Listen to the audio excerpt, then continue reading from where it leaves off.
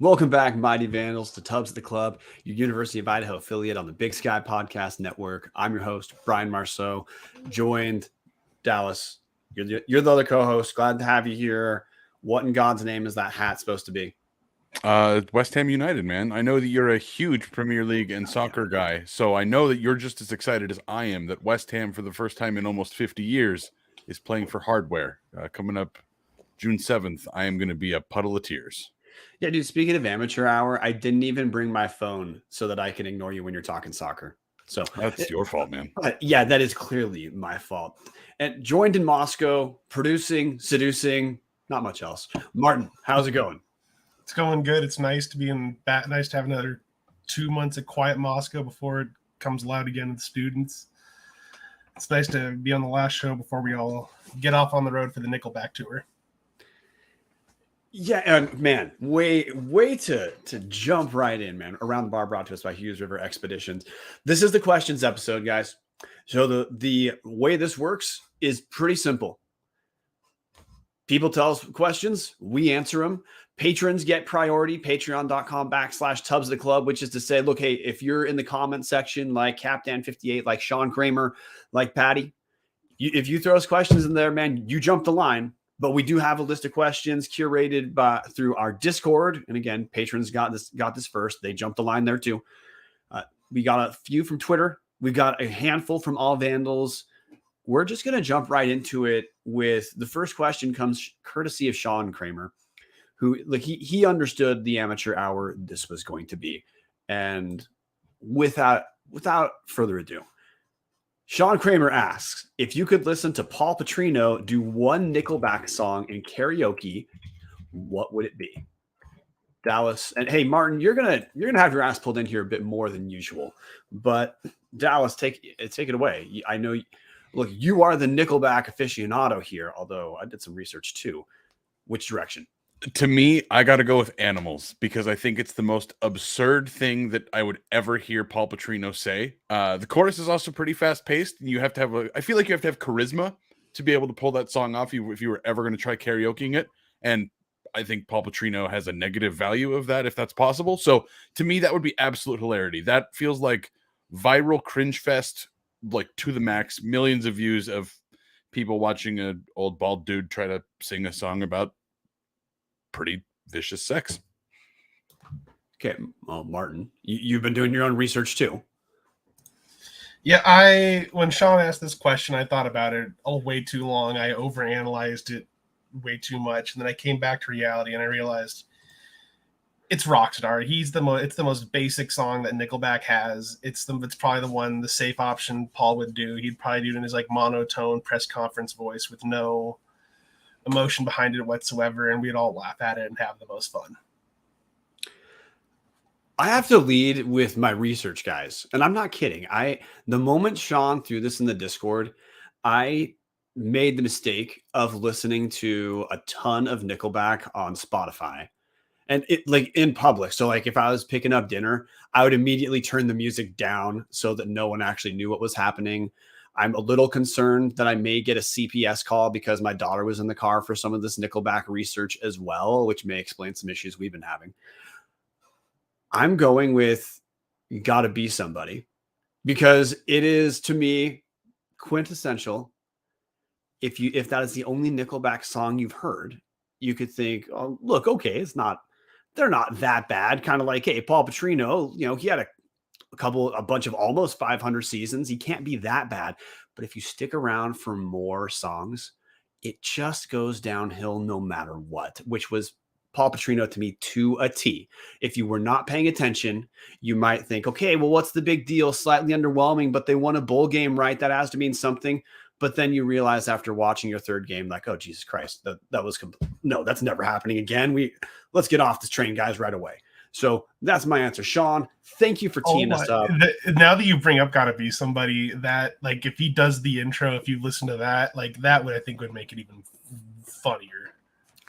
Well, yeah, and look, that's a faster, like a slightly more upbeat song where if that is the only Nickelback song you've heard, and look, that was how my research started. That was the first Nickelback song I listened to for this podcast.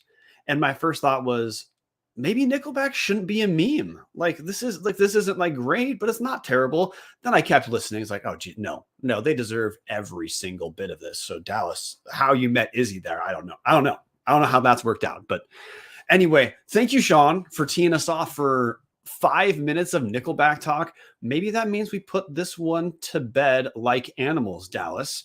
Okay. That's more like actually putting it in the car, but you know what? It's neither here nor there. Okay. We're just going to start moving through it. Hey, some of these questions, dudes, there are some serious questions. There's a lot of not that serious questions. If you want us to cover a topic, hit it in the comment thread. I'm pretty sure Martin and Dallas are watching the Twitters. So next question, Sean Kramer again. Pro Vandal spotlight on the boys. We have been making moves in whichever pro league, and the guys on this roster, and which guys on this roster do you think should be able to play at the next level, even if not in the NFL? Hey, Dallas and Martin, we're just going to always rotate Dallas first, Martin second. So take it away. I mean, there's actually a handful of guys on this roster I would think that are going to have opportunities at the next level. The no-brainers, obviously, Giovanni McCoy. He's got the size. He's 6'2". I think he's listed at 185 pounds. Pack on a little bit of muscle.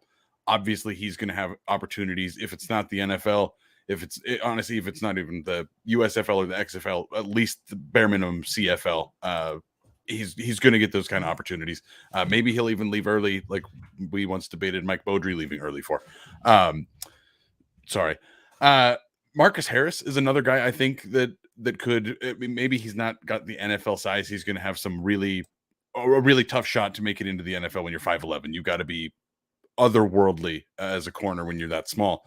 But that's another guy that will probably get some shots in, again, CFL, XFL, USFL. And then the other no-brainer to me is Hayden Hatton. Those are the three guys to me that I saw as like, those are the guys that are going to have opportunities no matter what. I'm going to keep it real with you. I didn't really think about that much. I'd agree with just what Dallas said. Spicy. So I'm going to say Jakari Larmond, because of his size. Haven't actually seen the dude play, but I'm going to go out on a limb and say, like, with the early returns on Larmond, he just has the physicality of a guy who you wouldn't be shocked if he plays some of the pros. You already hit Hayden Hatton, Dallas, who I think has a legitimate NFL shot. I think Jermaine Jackson, if he wants to, at least in some of the minor leagues, he certainly has a chance to play.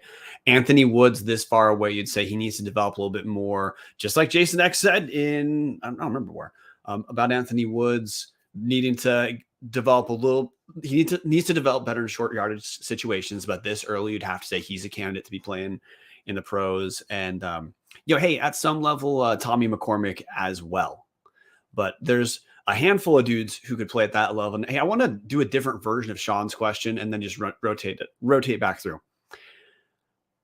First, do either of you guys actually watch XFL, USFL, any of the non-NFL pro leagues?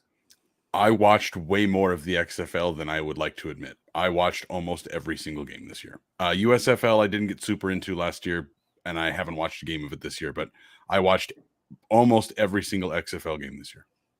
Jesus. I watched most Seattle Dragon games this year. Oh, okay. So I might have to find a way to reword this. What would it take Vandal-wise to get you from, hey, like, I don't know, like you guys sound like casual XFL fans. Is that fair? Yeah. What would it take Vandal-wise to get you guys from casual XFL fans to just XFL, USFL fans? I mean, I'll be honest. I think I already am a fan of the XFL. I will legitimately watch until it no longer exists. I will watch the XFL every single spring. As my lovely wife drops into the comments in all caps, it's on all the time. We have 2 TVs in our living room because I have sports on at all times. I'm a piece of shit. For me, I don't know. I'd probably have to be like Roger Goodell's gone and the NFL just goes to shit, probably, but that's probably what it would take for me.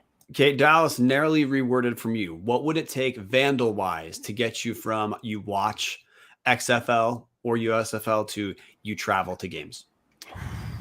Oh, that's a good question. See, that's the thing. Trey Walker played for the the Sea Dragons and was actually one of their better players. So I would need to probably have multiple Vandals on the team for me to like truly invest in a team and travel to Seattle to go watch a game. No disrespect to Trey Walker, great Vandal, but Trey Walker playing linebacker wasn't enough for me to go drive out to Seattle to go see a game. So if by some shot like 3 guys from this squad end up on Seattle's roster, or one's on Seattle and one's on St. Louis and they're playing in Seattle, then absolutely I will make the trek to go watch some games and become a diehard fan of whatever teams some Vandals are on. Okay. With that, we got to keep moving on. And Captain 58, first question. You guys are going to hear the name Captain quite a few times. He's in the running for MVP of the questions episode. So what would it take for Idaho to get a softball team? And look, Dallas, I'm going to bring this part up, then let you guys piggyback off this. I think the simple answer is that there's Title IX issues there. So we would need another sport and then funding for scholarships. Yeah, that's the big one for me. Obviously the funding, and we can get into that. There'll be some questions about potential fund opportunities for Idaho, but that's the big hurdle. The biggest hurdle, honestly, is not founding a new men's sport. The biggest hurdle would be finding a conference to take that men's sport, because every sport that the Vandals have in men's is a Big Sky sport. We're talking adding a men's baseball team, maybe a men's soccer team. If we were adding a women's softball team, a men's baseball team obviously makes sense. You'd probably build some sort of compound that you could either you have 2 fields, or you make one all purpose that you somehow figure out the dimensions with, or you make a men's soccer team, because obviously the women are playing in the Kibbie Dome. Like, you just put the men in there too. You find a way to figure that out. But the problem is there's no real great conference fit there. You're talking Idaho having to get into like the Big West, which is right now California only, or the West Coast Conference, doing some sort of partnership to get into the conference that way, or you're independent. That's the biggest hurdle for, I think, the softball team, is not just the funds, but how do you, with the Title IX impacts, how do you make up for that by giving the men another team? Because that's typically how it works. There's just really not a fit right now for that. No, like potentially men's wrestling could be something, because there are a diminishing number of wrestling programs across the country. So conferences would be less of an ask for Idaho to get into a conference in wrestling. But look, Sean Kramer's hits it in the comment section. Facilities wise, here's Sean's words: facilities would be a pain in the ass too. There's space for it, at least that field across from Winco where the soccer field was. See, and that's the other thing, which there's money is part of the issue too. But Sean's right. There is not currently there's not a softball field with stands on Idaho's campus right now. Takes up a decent amount of space, but that's our answer, Captain. Another from Captain. Am I getting old, or is there a bit of a youth movement in the athletic department right now? If so, how do you guys think we can capitalize on that energy? Now, I'm going to interpret the youth movement in the athletic department as being increasingly younger hires to a lot of positions. Guys like, hey, Colton McRae, he's the SID now. He's pretty young dude. I'm going to understand that's what Dan means. So, I mean, Dallas, we've talked about some of the hires in the athletic department overall on the show before. I'm assuming you agree with Captain that 1, yes, he is getting old, but 2, there is a youth movement. I would absolutely agree there's a youth movement, and I would argue we're already capitalizing on that. Just Idaho's social media presence from what it is now, and I think it's getting better every month from what it is now to compared to what it was a year and a half ago, 2 years ago. Completely different. I think Idaho's already capitalizing on that energy, and I think as time goes on, I think we're going to see Idaho's social presence grow and grow, especially with some other impacting factors that we're probably going to talk about here in the future. I really think Idaho is already capitalizing on that energy, because there is so much more of a focus on pushing things out, and part of that comes with, obviously, you get new coaches in that are going to buy into the pushing social media thing, but I don't have a way to capitalize on it further than that. I think it's already happening. Martin, you want to you look, you live in Moscow. You have some inside info here. No, I think Dallas can hit the nail on the head with this one. It's like they've gotten younger. They've just started putting to what is popular. just like today, they had a like I've noted from talking to people in the department, like they've been pushing, like whenever the Kibby Dome gets mentioned by like a big social media account, like they push it, and they pushed it, and they just push it to make it popular because hey, it's relevant, it's free publicity for the university. They're starting to capitalize on it. Yeah, so we're all on the same page of yes, we think some of the improvements we've seen from the athletic department are absolutely attributable to some of the younger dudes being hired in different positions. And just to add a couple different things that you guys brought up is I want to point to the rest of the Big Sky now, actually to be illustrative of Idaho. Do you guys notice in spring football, other schools like Weber State are doing the Jason Eck quick interviews after scrimmage, after practice? You guys noticed that, right? Yeah, so that was look, Jason Eck, he's great on camera and he's been game to do whatever he needs to pump the Vandal word out. The entire like campaign last year that people got behind for Idaho, that people are so stoked about, that alums, I mean, were so stoked about. That wasn't like Jason Eck by himself saying, "Hey, let's do this." That was strategy from the athletic department, guys like Jarek Walcott. So yeah, no, there is a youth movement there. The university's capitalizing a lot on freebie stuff, Dallas, like you said. Look, they get it. Some of the engagement is going to be a joke. But the whole point is they see you taking part in the joke, not being upset about it. And hey, people see University of Idaho. And look, the other thing too, that you, as an institution, when you look like you're game to be part of a joke, that's it.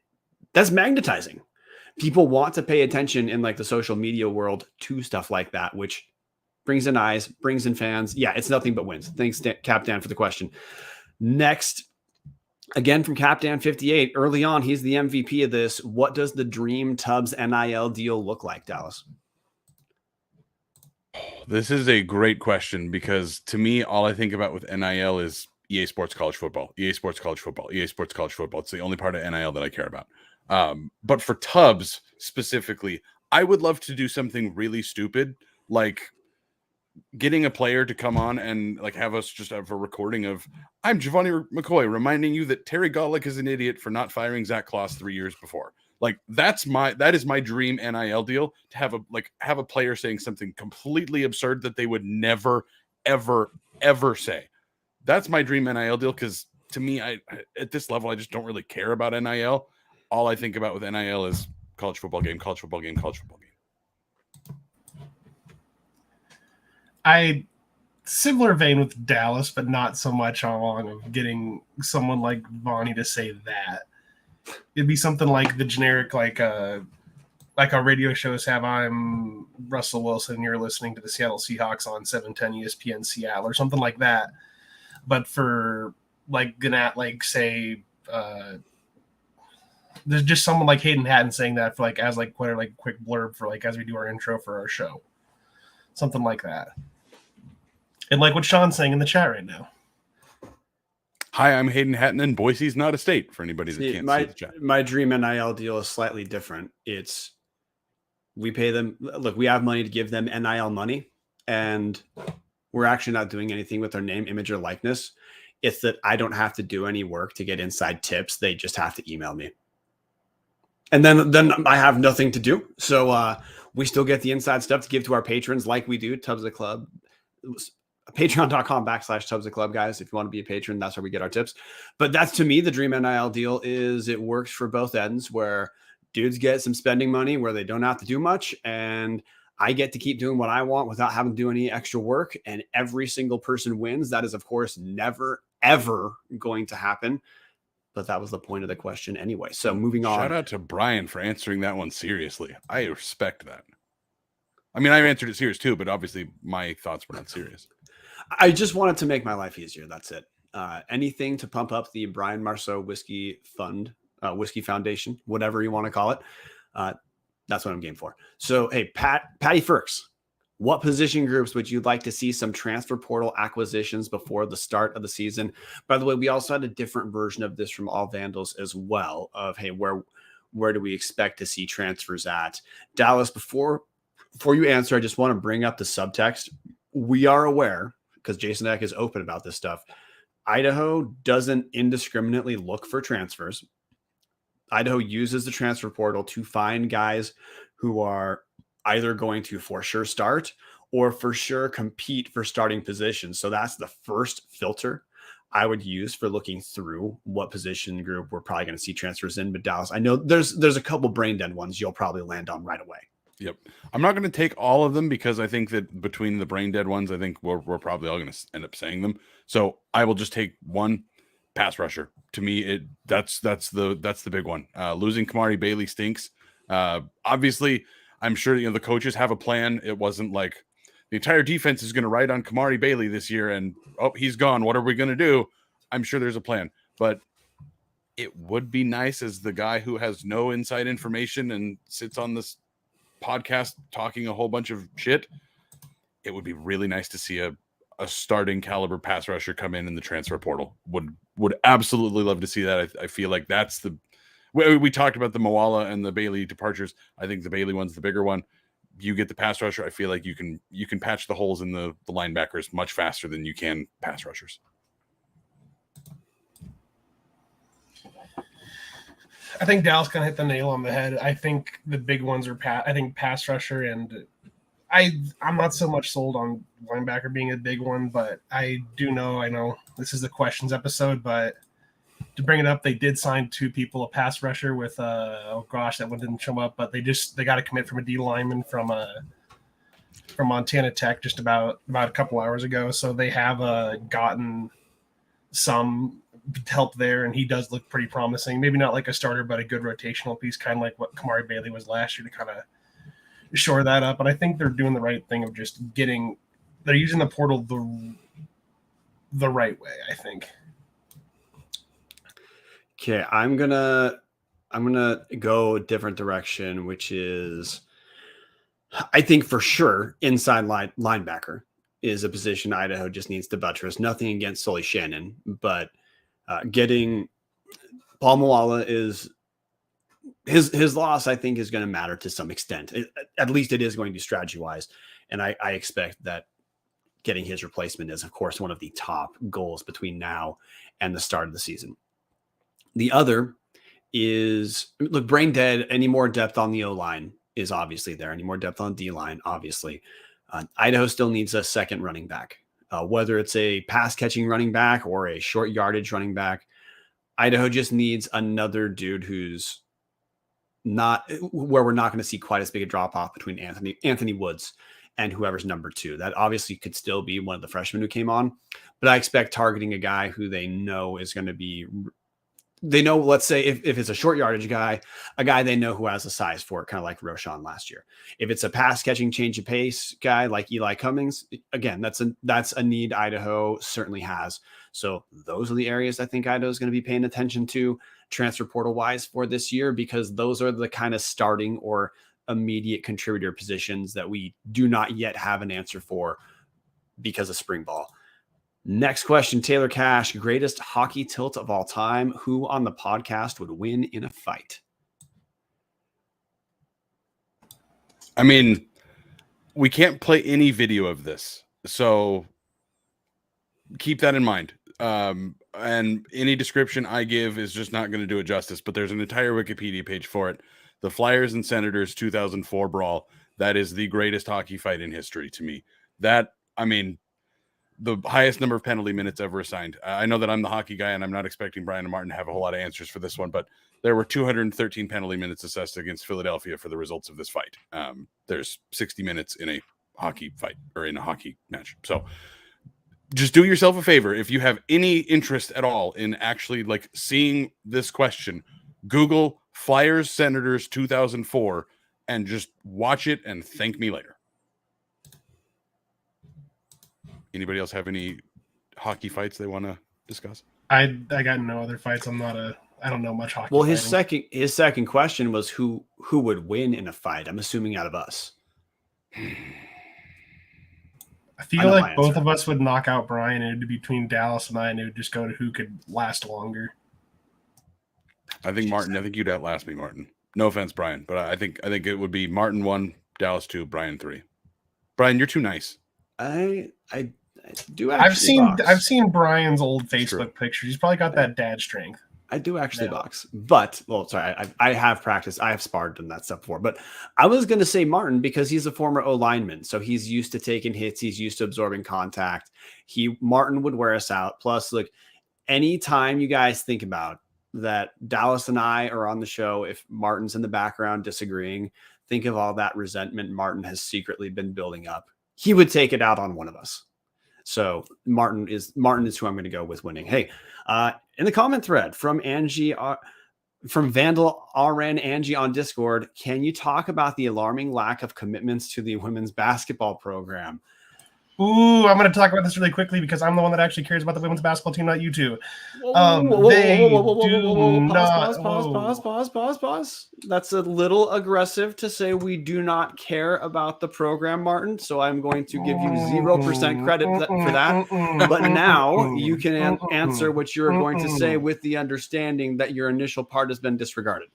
It is not disregarded, actually, because they actually have announced some. They have not announced commitments yet. They have 2 so far. They have, I think, a total of 6 or 7 now. I wouldn't be too worried about it. It's the middle of August. There's still 2 more months to the beginning of school. If I was to guess, it is probably Carrie. I should probably mute that because I'm watching the fight right now. I'm not worried about it. There's still 2-3 months till school starts. I would not put any concern into it at all whatsoever. There's still some time. Carrie has announced kind of hinted towards commitments. So I'm going to guess it's probably at 11 or 12 right now. So I'm not too worried about it. If I was to guess, she's probably wanting to announce about all at once.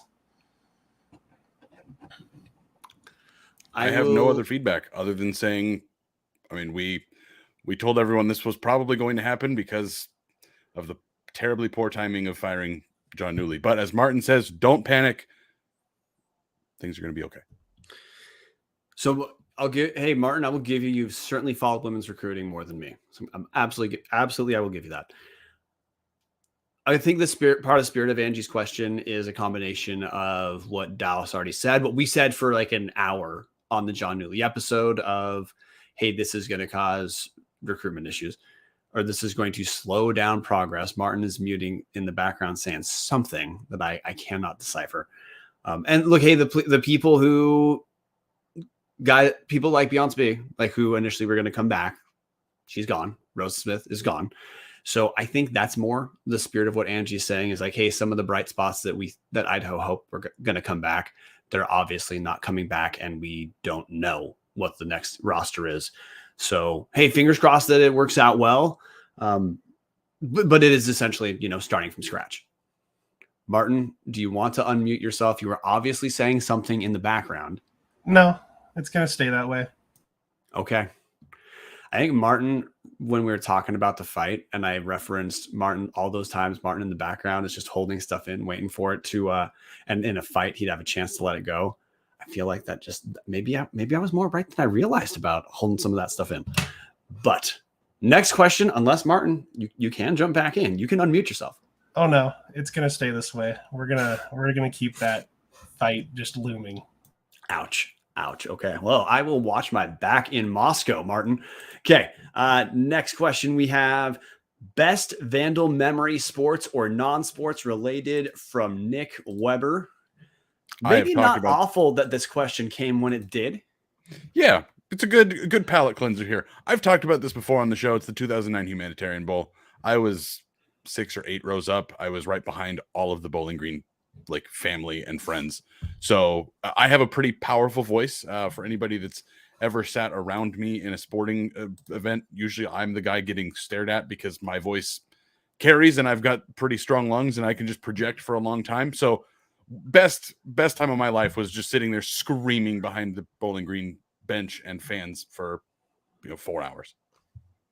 As Tom Kendall says, 2009 H Bowl was freaking awesome. Yeah, that's all you got to say. I'm going to go in a different direction. I'm going to go the 2016 quarterfinal women's basketball game against Weber State. Taylor Pierce's game-winning shot made me a fan of the team for life. And after that game, the band got very drunk, and I can say this now because none of them are still on staff. We got very drunk confident, and we saw them walking around the hotel and tried to get them to come join our party. Some of them did end up joining them at our party in Waco after the team after they got throttled by Baylor, but we got very drunk and they came and partied with us at a band party during a tournament. It was a good time. Shotgun beers with a grad assistant. Hell yeah. I've got a few. So one of them is going to be men's basketball. Zach Kloss's first game. Kidding. Men's basketball 2008. Don Verlin's first season. Idaho beating Boise in Moscow. That was a kick-ass game. Crowd was great. That was at the point where you finally had to start showing up a little bit early to the games to get a guaranteed good seat. That was kick-ass time. The Humanitarian Bowl season, like a 2009 season as a whole, was absolutely kick-ass year. And I'm going to cheat most recently sports, going to the Montana game, beating Montana in Missoula. That was kind of the wake-up call for the entire Big Sky, wake-up call for us too. You're welcome for those tickets, Brian. Well, thank you. Thank you for those tickets, Martin. That was my best Vandal moment, was Martin giving me the tickets. Everything else is second place. Non-sports thing, Nick, would be, look, my fraternity is dead, but Sigma Phi Epsilon. But when we grew from being just like a dorm fraternity to getting on campus during school, that was kick-ass time for me. Do you guys want to add any non-sports Vandal moments? Just talking like university moments, or your experience as a Vandal. Like, that's the spirit of Nick's question. I got two. Martin, fire it off. The first one is my very first college party the Saturday before school. Someone older in the band and gave the women's soccer team invites to if anybody's been in the marching band, our freshman seminar party. And they showed up to the game. They showed up to the party the day before their game, and they apparently came back and played the next day. Other one is doing essentially beer bongs out of a plastic trombone in the middle of King Street. Yes, that King Street. In the fall of 2016, during a band party, and it was the best. It was the best time I've ever had as a Vandal in the band. Respect.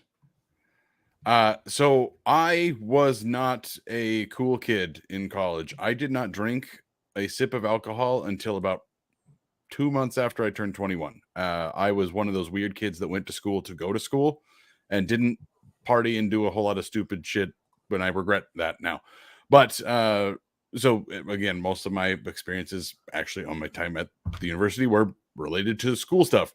So for me, it was my junior year, covering the 2011 Vandal football team, and oh man, sad, awful team.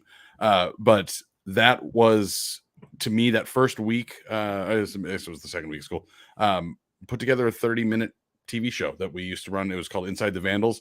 Used to run on like the public access, and even Clue would take it sometimes and just stuff it in an awful hour. That to me was like, holy shit, like I just interviewed Rob Akey and Armani Johnson and Brian Reeder, and like these, like I got so close to the thing that I idolized growing up, all of these athletes and all these great sporting teams. That was like the first step into a crazy, chaotic 4 years of my life I got to go do a whole bunch of really cool shit. And that started from being just a student at U of I putting together a honestly really terrible half-hour TV show. So sorry for not having a super fun answer, but that was like a life-changing moment for me. Probably the most life-changing thing that happened to me as a Vandal. And Dallas, you just let us know you're not going to be able to relate to this already, but a lot of our listeners will, is my life. It was just never the same. My life, and still today, is not the same when I learned about Idaho Silver and Idaho Gold. For years, I loved the joke that like me and two friends got of whenever the silver and gold game, we just referred to it as the Idaho Silver and Idaho Gold game. And we thought it was hysterical. And it's one of those jokes where like two people get it, and then it becomes fun because only two people get it. So now you go to the repetition. But now we have a serious question. after, hey, want to hit the comment section really quick. We have a couple people saying their best Vandal moments. Well, first, hey, Tom Kendall asked, is Jack Lane number 2 for QB? Yes, the end. Jack Lane is number 2 definitively. We have other Vandal moments. Tom Kendall, 2009 H-Bowl was freaking awesome. Tom Kendall again, 1998 Idaho versus BSU game. Sean Kramer, Mike Upati showing up at the club in 2013 and buying everyone tubs. Patrick Firks, I need student ideas. And he meant stories. And then Tubbs the Club says hashtag tromboner to Martin's trombone story. So next question. This is actually a serious question from Andrew Dennis. How will the potential university, and by the way, it's not potential anymore, it's been approved by the State Board of Education. How will the University of Phoenix acquisition impact athletics and the university as a whole? And for those, in case people missed, University of Idaho acquired University of Phoenix last week. So Dallas broadly. And hey, let's just add sports and the university, because we know this acquisition was not made for sports, which, hey, Andrew Dennis knows that too. So how is it going to impact the university? And if it impacts the university, what are the tangential impacts to sports? So I do want to say Idaho has announced the deal. It still has to be approved by the federal government. So there's still a chance that this does not happen. University of Arkansas actually had started the process of purchasing the University of Phoenix, and then their board backed out. So like, this is not a done deal yet, but the biggest thing here is that enrollment is going to skyrocket, which means that money is going to keep coming in because every single university is facing the same problem. Realistically, since the government decided to fuck everyone in 2008 and just really destroy the dreams of really the American dream for most people, really from 40 and below. Birth rates are down. Attendance rates are down, as an example of that. So colleges are seeing less and less enrollment. There's just less people that are going to school now because people aren't being born as fast as they were. So this is Idaho acquiring a very large university that, for anybody that doesn't know, the University of Phoenix, fully online. I believe there's about 70,000 students, at least at its peak, it was about 70,000 students. So even if we drop that down to 50,000, that's 50,000 new students that are going to be putting themselves into the Idaho ecosystem, assuming that the University of Phoenix keeps rolling the way it is. So what that means for athletics is really not a lot, because it's obviously just a global presence. Purdue did the same thing when they purchased Kaplan University, turned it into Purdue Global. It's the same thing as getting a degree from the University of Purdue, except you do it online. That's what Idaho is doing now, stepping themselves out into that online education game, which is just going to keep money rolling in. That's the big thing. Any major budget crisis that potentially could happen in the future, I think, is going to be a little less concerning now, because you're going to have a pretty steady amount of students doing online. I mean, that's the only place that enrollment is really ever going to grow. I think that on-campus life is going to continue to dwindle and dwindle and dwindle as the world evolves. Online's the way to go. Idaho's going out there and buying one of the biggest online schools you can, positioning themselves to be a very major university for at least the rest of my life, probably the rest of most of the children that are listening to this right now. I've got nothing to add. Dallas kind of hammered it all. Ding. Hey-o. Yeah, well, to be clear, the enrollment cliff for higher education, that's coming fast. 2025 is when that hits first, with like an immediate 8% projected drop. And that number is not, like, Dallas hit the birth rate stuff already. That 8% drop is not going to rectify itself with just like a positive economic cycle. This is now baked into the population. So the thing I want to add here is, one, I think there's going to be pretty minimal fiscal impact for Idaho, because Idaho, in addition to, acquiring the University of Phoenix, if this goes through, Idaho will also acquire University of Phoenix's revenue stream and existing funds. So it's a $550 million purchase, but University of Phoenix is going to be just giving Idaho $200 million right off the bat anyway. The projected bond cost from Idaho, because like taxes aren't going to be raised for this, is $10 million a year. But University of Phoenix already has a $100 million revenue per year. So that pays for itself. And hey, you guys understand that if you take 10 million, if you take a 10% pay cut out of that 100 million, so obviously either more money has to come in or some services have to change for the institution itself to still survive. But because of that, I'm not worried about the financial part. There's reputational issues with the University of Phoenix, which we all know about because online there's a good amount of complaints about the acquisition, which I don't share because like Dallas already hit it. Purdue already did this with Kaplan, and I had no idea that Purdue had already done that with Kaplan, which is to say people who are super in their university are going to know. But other than that, most people aren't. So in reality, Scott Green, who to me is already at the level of when does he get his statue at University of Idaho? I trust this dude is going to be able to hire the right people like he has at Idaho and make the right strategic decisions to improve the University of Phoenix brand. I hate using the term brand, but that's what we call it these days. He's going to put work into turning the reputation of University of Phoenix around. And if those are successful, that's when the naming of the institution starts to share more with Idaho, when it's no longer thought of it toxic in any sort of way. And I think that as a buffer to the enrollment cliff is a huge deal. I think Idaho has already started to make steps in the direction of why people go to higher education is going to change too. As in a lot more people, because the money they put in, they're going to want a specific career at the end. Idaho already started doing some associate's degrees in natural resources.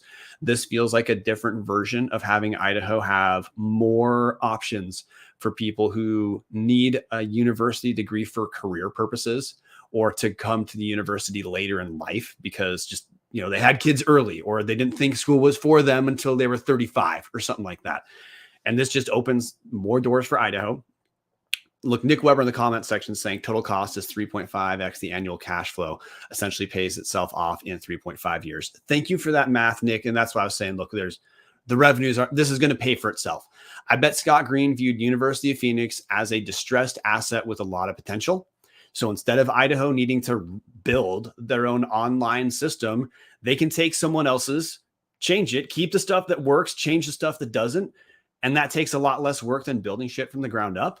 So that's the long term. I think this is a great move to increase University of Idaho's overall enrollment and fiscal stability into the future. And the connection to sports is, well, it certainly isn't going to hurt sports to have more enrolled students and have more revenue coming in. So I think honestly, it's a step in the opposite direction. University of Montana, Dallas, sorry to filibuster, but University of Montana, they have the lowest enrollment in the Big Sky. They have a shit ton of money through motivated and kick-ass alums. But that school has had some structural issues for a while. And the part of its state governance, University of Montana can't fix that Montana State gets the engineering school and University of Montana doesn't. But this is Idaho moving in the opposite direction of like University of Montana, of opening up options they have to increase overall stability, increase enrollment, increase overall health. So in short, I said this on Twitter, ignore the snark about this, give it some time, trust Scott Green, because essentially everything Scott Green's done in Idaho is kicked ass. And when everything's paid off in 3.5 years, you guys can all relax. If you're upset about this, you can relax. If you're on the fence about this, I hope we convinced you that this is something to at least give it some time and trust in Scott Green. We're unbelievably lucky to have Scott Green as our president. Tom Kendall in the comment section saying we should buy NIC too. God damn it, I wish we could. Nick Weber in the comment section. The anecdotal piece is to think of how many people we knew who had to drop out for whatever reason and were never able to get back. This gives them a path back or flexible way to continue. Thank you, Nick. Again, Nick knows what he's talking about here, guys. How about you? If you have more University of Phoenix, Idaho questions, ignore us. Get a hold of Nick Weber. He obviously knows what he's talking about. Nate Mink in the comment section nailed it. Got to move on. And hey, we had some serious questions, and now we're going to shift into some less serious questions. Projected win totals for for men's basketball and women's basketball next year. That's Andrew Dennis with that question. Dallas. Boy, the men's team is going to be very tough to predict because the Big Sky is changing. Most teams are going to look vastly different than they did last year. it pains me to say this because you know what? It really doesn't. Fuck the last era of Vandal basketball. 15 wins. Immediately better than any season Zach Kloss had by a mile. That's what I'm going with. Women's team, I don't know enough about the roster because, as Martin said, you can find the stuff about the recruits if you really go digging for it. But as someone who has admittedly not gone digging for it, I'm going to pencil the women in at 12 wins, but I really hope I'm wrong. So they won 13 last year. So you're saying, Dallas, you think they'll essentially be the same? Yeah. I think that there's probably going to just be such a shift there. I don't think they're going to have a massive collapse. Obviously, losing Bayonce is awful, but I think that there's probably going to be enough talent brought in, enough of a new system from a new coach that it shouldn't be a colossal tire fire. At least I hope not. Similar vein as Dal. I think I'm going to go probably about 500. So 15 wins is probably not out of the realm of possibility for the men's men's or women's? Men's. Women's. Okay. Men's.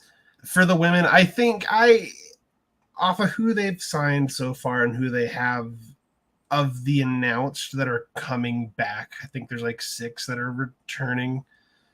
I want 6 or 5. I think I'm pretty confident in saying 15 wins. I think that's what I'd say. It's going to be a little ballpark for the same, but I think 500 for the women is probably a safe estimate for me. Okay, so you think the women will be slightly better. Okay, I was going to say you are muted. Tom Kendall in the comment section saying 13 wins for men. So for men, because look, the Big Sky is an essentially complete factory reset on the men's side. I'm going to go with 18. I think because Idaho's out of conference isn't going to annihilate them. It's not going to be the easiest schedule in the history of schedules like Idaho had last year. But I think we will have a marked improvement, but like obviously not winning the conference at this point. That'd be way too early to pick something like that. So men, I'm going to say 18. Martin, I just want to add a little more fuel to your off-screen angst. I'm going to go 9 wins for women. I don't see how they are better after having lost one of the best players in program history who they could have had. I think there'll be some energy from a new coach. And I know like, hey, the team clearly needed some new blood based off essentially rebounding and defense last season, Martin. But I just think Carrie Amy's going to need at least a year to get a little more of a, foothold in D1 recruiting. That's just my moron off the top of my head picks there. But that's where we're at. Thanks for the question. And then Dallas, you producing in public, you said we have an ad read we got to take care of. For the final time in the 2022-2023 academic year, because this is our final episode of the 2022-2023 academic year, I've got to tell you about Hughes River Expeditions. If you are looking for a great all-inclusive week-long vacation, don't look past your backyard. Hughes River Expeditions has been Vandal owned and operated since 1976, and they're ready to take you on the vacation of a lifetime. Guys, it's summer. This is the time to schedule things with Hughes River. If you've ever thought about doing it, now is the goddamn time. Enjoy a multi-day trip down the middle fork of the Salmon, the main Salmon River of no return, the Salmon River Canyons, or the Selway. You can even check out special trips like one to see the Perseid meteor shower. Camp on pristine beaches. Almost said bitches, and I meant to say beaches. Run amazing whitewater, hike scenic trails, spot wildlife, soak in beautiful natural hot springs, and fish some of the most remote stretches of river in the entire country. Just bring your clothes, let HRE handle the rest. Grab a paddle, catch dinner, and ride the bull all throughout the Gem State. Call now at 800-262-1882. Again, that's 800-262-1882. Or check them out at hughesriver.com. Or as Sean Kramer says, hashtag now is the goddamn time. Call Colin Hughes. Jesus Christ. Thank you, Sean. Sean has been maybe the MVP of the comment section tonight. Well, Tom Kendall's been pretty in there. Captain has slowed down a little bit, but he's East Coast time, I believe, so we will forgive him. All right, we got to keep going through, man. We're eventually going to run out of time, but all patrons are going to get their questions answered. Who is the most athletic in high school? I'm assuming he means out of us three. I can promise you it wasn't me. I went to physical therapy at the age of 22, where the physical therapist took one look at my hips and said, "You have the hips of an 80-year-old man. You better be prepared to replace those when you're 60." Cool. So it for sure was not me. Not me at all. I played golf and tennis in high school and was terrible at both of them. I also have no depth perception because I have a lazy eye, and so somebody throws a ball at me, it will hit me in the face.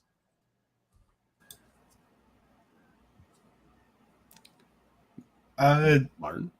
Probably me, I'd guess, unless Brian has other things. I played football in a pretty competitive Western Washington high school conference called the Seamount League. Now it's Kinko 3A and Kinko 4A.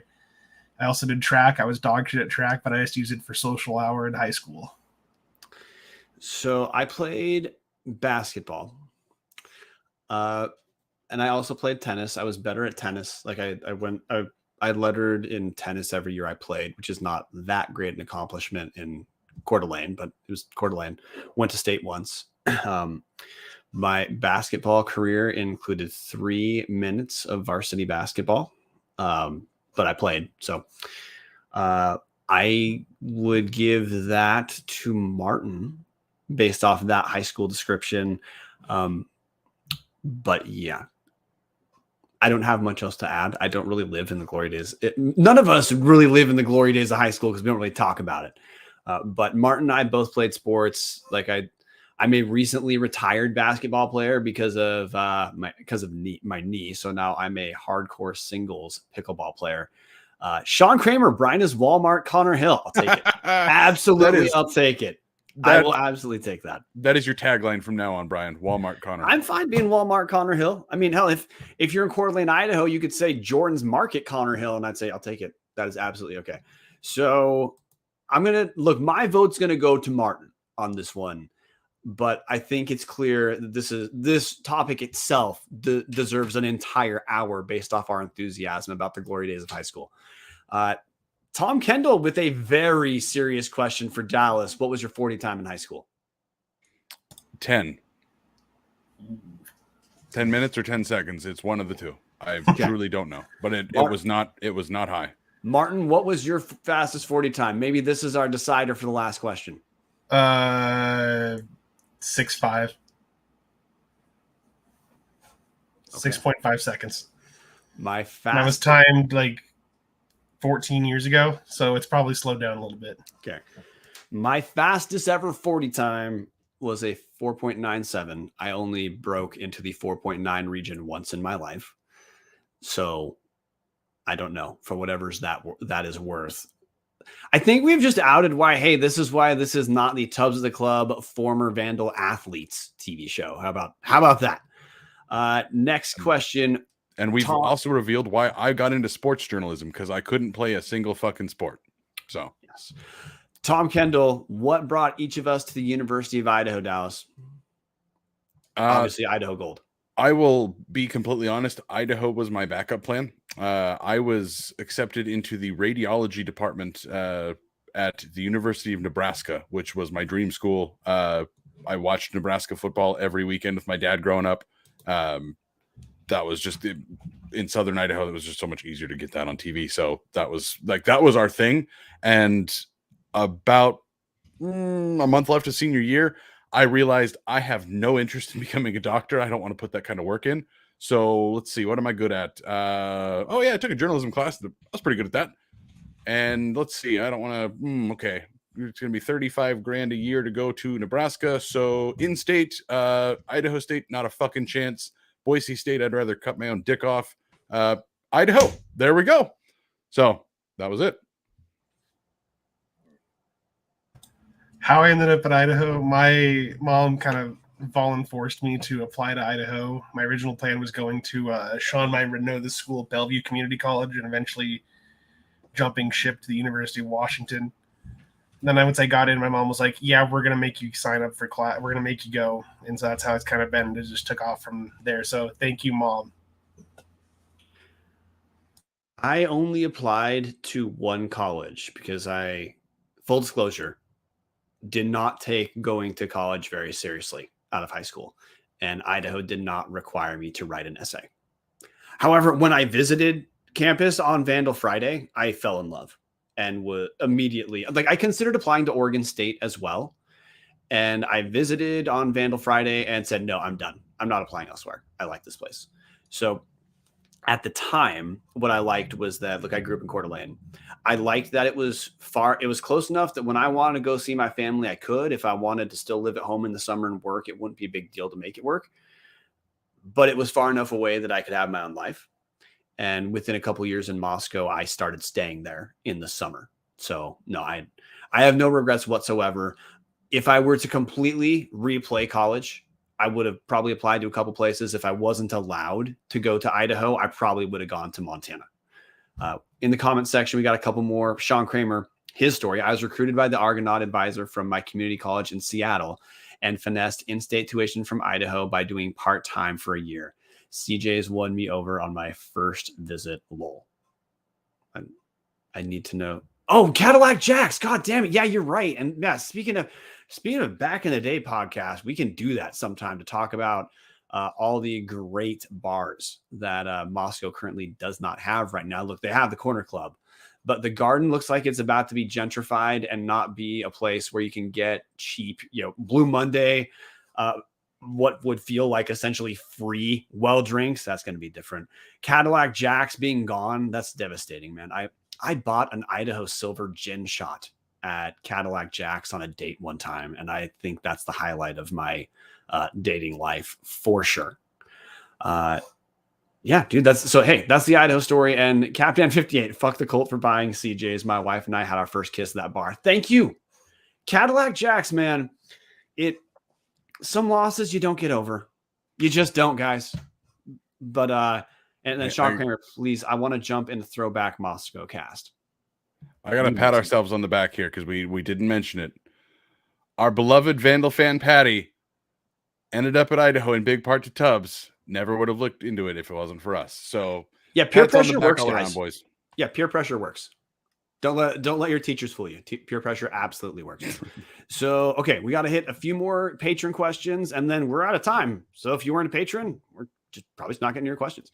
Tom Kendall, do you ever visit the bottom of the Big Sky water tower?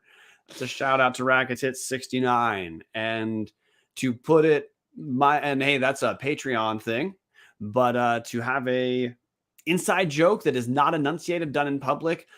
I've spent time at the water tower. It was a good place, but my wife is far too classy for the water tower at this point in our lives. And I've already explained how much of a dork I was at Idaho. So I think that answers that question. No. Deep dive. Okay. We have last patron question from Vandal RN Angie. What's the most surprising inside tip the podcast has ever shared? Brian, that's probably a you question. You've been the one who've gotten most of the hot, spicy tips. Hashtag only tops. Thank you. Thanks for punctuating that, dude. Dude, this is, to me, this is relatively easy. I think the first most surprising was, I think we took everyone by surprise, breaking Paul Petrino being fired, including the athletic department, which took a long time to recover. And I think some people still have not yet recovered. The other more surprising one is, and look, we made phone calls to make sure we didn't betray sources on this. We told people Jason Eck was hired well before he was hired. Yep. We made calls to local media well before Jason Eck was announced, and we recorded a 1-hour podcast that we published 2 minutes after the university announced it was Jason Eck. And we kind of indirectly broke Jason Eck because Lewiston Tribune attributed their announcement of Jason Eck being hired to us. So I think those are probably the most surprising hot tips, hashtag only tubs, that we've had. But we've had a couple other good ones too. I mean, hey, we told you guys who most of the basketball staff would be before they were hired this year. We hit a couple of the assistant coaches when they were hired on Jason Eck's staff. I mean, when we talked to Jason Eck before we went live that first time, there was typically no portal stuff before it's out in the public. Yeah, but I think the coaches are the coaching ones to me are the biggest ones. Mhm. See, I remember he casually mentioned Tyler Sutton on the show before like it was announced. Is it like the HR paperwork cleared? Yeah, he remembers Tyler Sutton. Yeah, that was Jason Eck breaking news. So maybe that's his hot spicy tip. But Angie, thank you for that question. Hashtag journalism from Captain. And hey, there is a Twitter question I want to get to just because I was essentially being harassed with this question that I still want to hit Racketit69, who look, I've been open about this for the most part. Of one, Chat GPT is shit content. If you post Chat GPT stuff, I will block you. Rack, you were doing it to troll me, so you're okay. But Racketits, he posted a Chat GPT of top 10 Vandal football players of all time. I'm not going to touch it because I don't care about AI generated pattern recognition. But Rack had another question embedded where he asked for my thoughts on Idaho potentially with realignment. And before I talk about realignment, Dallas, we purposely don't talk about realignment on the show that much because that's a brain dead summer talk and everyone says the exact same thing. But because we haven't enunciated it, your Idaho realignment take. So I do want to loop this in with a question Vandal 83 posed on all Vandals to us. If the Pac-12 poaches some Mountain West teams and 2 to 4 teams have to get replaced there, what does that mean for the Big Sky? I think right now that's the only thing that anybody should be concerned about with Idaho and realignment. If by some reason the Big 12 is able to steal more teams out of the Pac 10 that's about to fall into maybe even 8 or 6, that is when maybe, just maybe, there's a chance that the Montana schools, maybe Idaho gets packaged in that and get some sort of Mountain West expansion. But for now, we're talking a waiting period of 2-3 years. Realistically, what we're probably looking at is the NCAA is eventually going to start to really crumble, and football is just going to separate itself from the NCAA. That's where we're headed at this point. That to me is what we've got to be thinking about with future realignment. At that point, hopefully, now I will own this. I'm an FBS guy, always have been, always will be. I thought Idaho should have moved back to the FCS in 2013 when they started trying to do the independent thing, and then the Sun Belt gave the quick, hey, we really need you to get that conference championship game. And then the second they didn't need Idaho, they sent them to the curb. That's if Idaho was in Conference USA right now, as some of the fan base got very upset about. Oh, if we wouldn't have moved down, we would have had that same exact damn problem. You're in there only because they need you, not because they want you. For future realignment, Idaho is going to have to stick with the Montana schools, hopefully get in with maybe the Dakotas, build some sort of conference and move up as a conference rather than moving up and trying to find a hole, because it didn't work for 25 years. It's not going to work if it happens again. To me, that's the only realignment you have to be concerned with, is the other schools at this level currently have to move up with Idaho. It has to be some sort of package deal where everybody is tied together rather than one school trying to find a home. It's just not working that way. Yeah, I've got nothing really to add. I kind of block out the talk as much as possible. If anything, I think a lot of what's been happening could be. It's weirdly that like a lot of talking points that Rob Spear talked about 10 years ago have kind of started to come forward now. So it's kind of like, is he just a pariah and just knew things ahead of time? Hashtag tears talk. Do you mean a prophet? Okay, yeah, Martin means a prophet, not a pariah. There's some jokes, Martin, I know we're going to land on. So, hey, I don't want to repeat anything Dallas said. What I want to point to is, look, this is actually something that was talked about on this show back in a different era of ownership, of hosting, of the WAC having some sort of waiver or some sort of ability to become FBS just because they want to. And look, we all know that was wrong. We know that's absolutely 0% correct. And reason I want to bring that up is the WAC ASUN merged. They formed the United Athletic Conference. It's going to be a football-only conference. Yeah, the NCAA denied their request. So the United Athletic Conference, which the stated goal of a lot of the WAC schools involved was to become FBS, yeah, they don't even get to become their own NCAA conference. And I bring this up because Dallas is right. about what has to happen for Idaho, because for Idaho to move up, there needs to be a place for Idaho to move up into. One idea that could exist but does not today, and that's why we don't really talk about it on the show because it doesn't exist, is another conference. Clearly, that would be a pretty big deal for the NCAA to be approving another FBS conference if they're not even allowing a single sport FCS conference to exist in this sort of way. So that route, until further notice, is just not open. We all know independence is a non-starter for Idaho because all schools that are independent and are successful have atypical reasons why that they have a national following, like Army. We know why the service academies have a national following. Notre Dame, not only tradition, but they have that whole like being Catholic thing, which explains part of why Notre Dame has its prestige.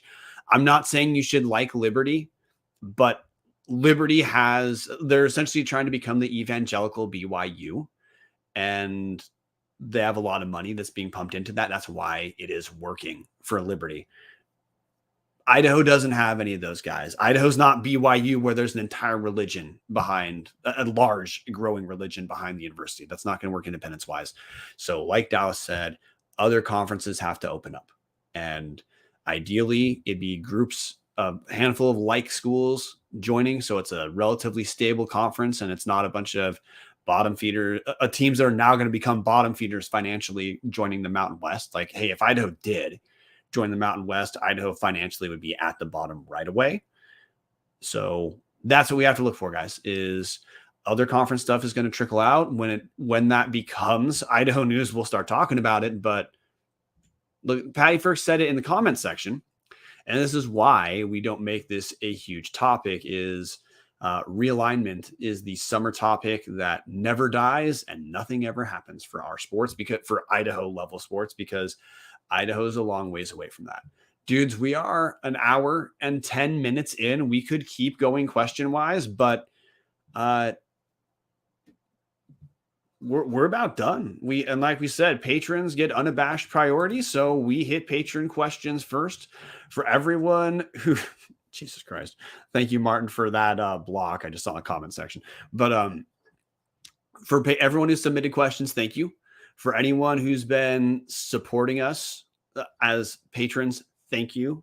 Patreon.com/Tubs of the Club. Thank you, Hughes River, for your unending, undying support as well. Colin Hughes kicks ass. We'll be back in 2 months unless there's some sort of like big event for us to talk about, or if Martin decides that he has hit his max and he needs to air his grievances against me for women's basketball solo and completely uninterrupted. So maybe watch for that as well. Sean Kramer in the comment section, Martin Kyle Brown, Heemstra with the blocks. Ouch. Yeah, Sean, you know what? We're just going to give it. Sean, MVP of the comment section today. Sean, thanks for showing up. I just want to say, guys, for everyone who's helped us out this season, everyone who's watched, downloaded, thank you. Just talk about Tubs at Club for a second, which Dallas, you can jump in. During football season, we purposely increased what we were doing a shit ton of, going from just a weekly show to a pregame, postgame, and then I did the Big Sky episode. The goal was to reward patrons and to reward. Look, we first did that because patrons told us in a phone call in our off season last year, hey, we wish there's more like complete Big Sky coverage. So I just did a power ranking show like I'd kind of thought about doing, and hey, looks like it's something we'll be trying to do next year. But we have kick-ass patrons. We have our Discord is fun as hell to me. It has virtually none of the typical look. Everything that you might not like about Twitter or Facebook does not exist in the Tubs of the Club Discord. Sometimes disagreement, sometimes not, but everyone's pretty cool. Everyone's pretty mellow. It's been a pretty kick-ass year with how Tubs has grown. My hope is to be able to just keep doing what we did this last season and add some stuff as we can. Dallas, anything you want to add to close just on the year? It's been a ride, guys. We had a fun football season to talk about for the first time in a really long time. Unfortunately, the basketball wasn't quite as fun on either of the teams, but hey, new coaches in both of the major basketball sports. That with Eck 2023, 2024 looks pretty damn good. Always happy to be a Vandal.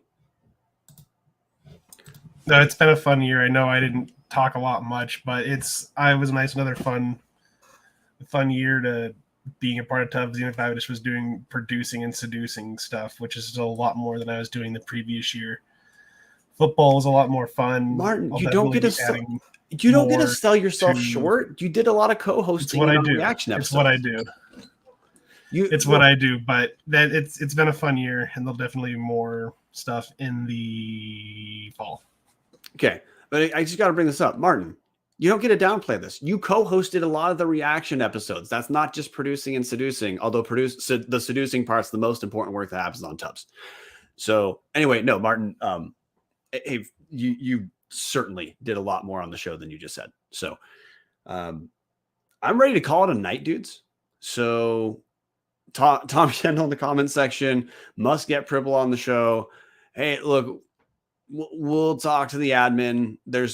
I haven't messaged since we got the confirmation earlier about the answer being no, because our season was ending. And I think this isn't a secret to listeners. We try to keep, if we have interviews on the show, we try to keep them relevant to the season to the extent that we can.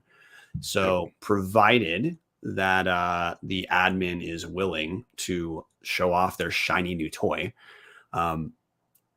you'd expect Alex Pribble on the show in the fall as basketball season's approaching. I'm just, again, assuming that is something that they will think is worth their time. Jason Eck, I will certainly be talking to him at Media Day anyway. And if we were to have Jason Eck on the show, of course, the goal would be approaching football season or the conclusion of football season, because that's just how it's kind of gone. But that's where we're at with that. Thanks for bringing it up, Tom. And yeah, dude, I think it's time to call it a night. Seducer Martin gets to be the Picasso of outros in a few seconds. But V's up, go Vandals. See you guys in August. Go Vandals. Go Vandals.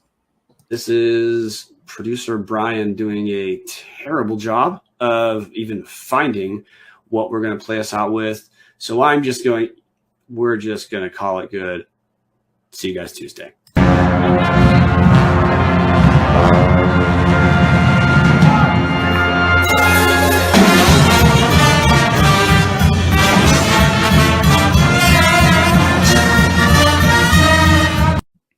Motherfucker.